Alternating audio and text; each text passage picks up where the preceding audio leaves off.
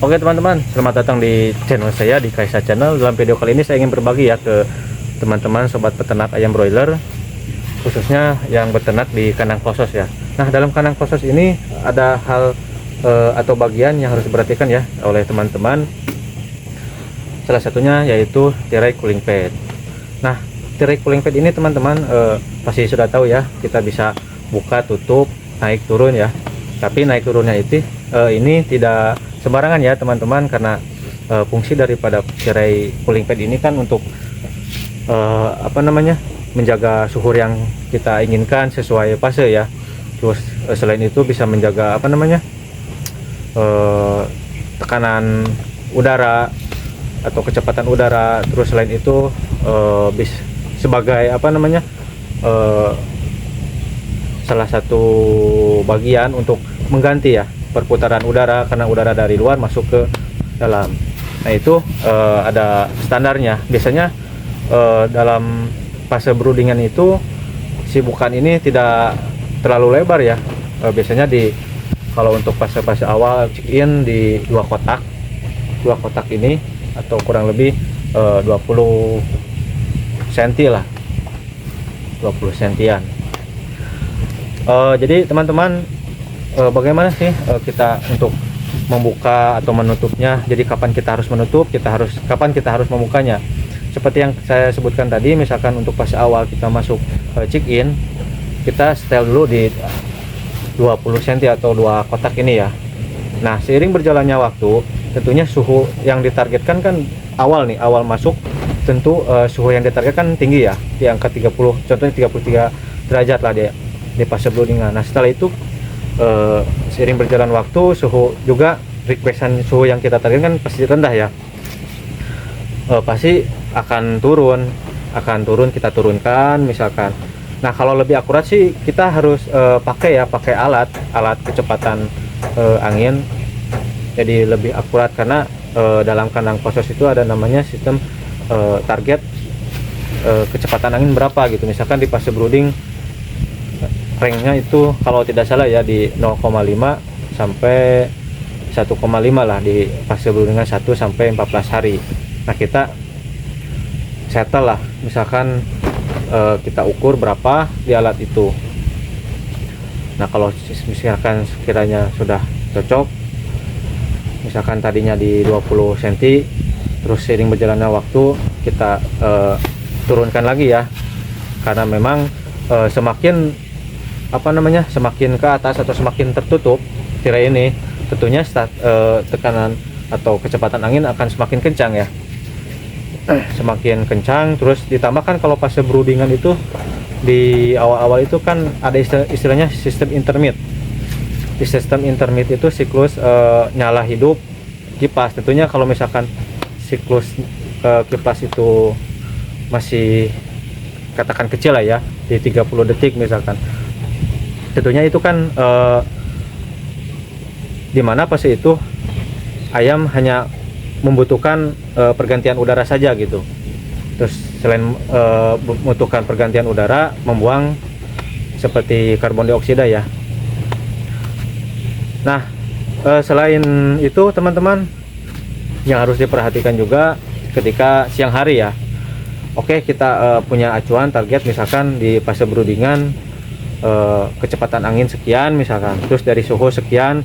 Kalau malam hari kita naikkan, misalkan yang kita targetkan dari dua kotak ya.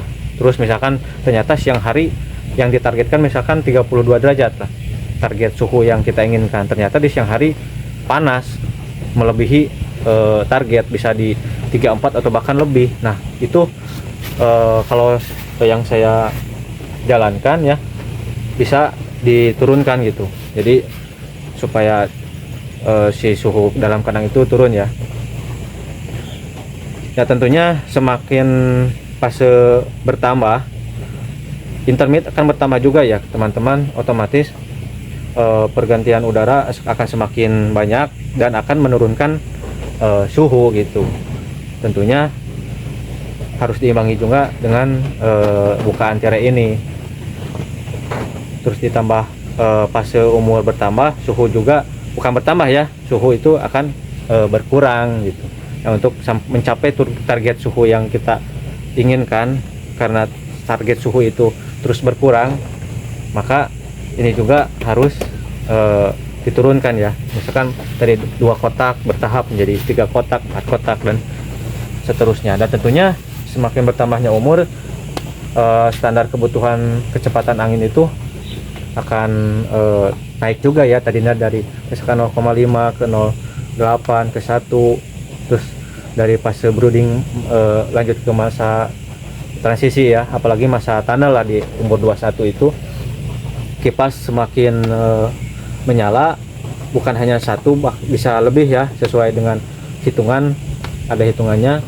Tentunya akan kebutuhannya akan semakin besar juga, karena di ayam besar itu bukan hanya menjaga sirkulasi udara, tapi butuh istilahnya wind chill effect lah, itu istilahnya, untuk mendinginkan suhu target di kandang.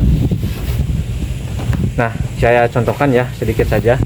Nah, teman-teman, ada satu hal lagi ya, selain tirai cooling pad ini, ada bagian juga yang harus diperhatikan, yaitu di dalam kandang proses itu ada istilahnya ada namanya tirai blockingan ya. Tirai blockingan itu jadi ketika fase brooding itu kan kita harus mencapai suhu target ya, suhu target yang tinggi gitu.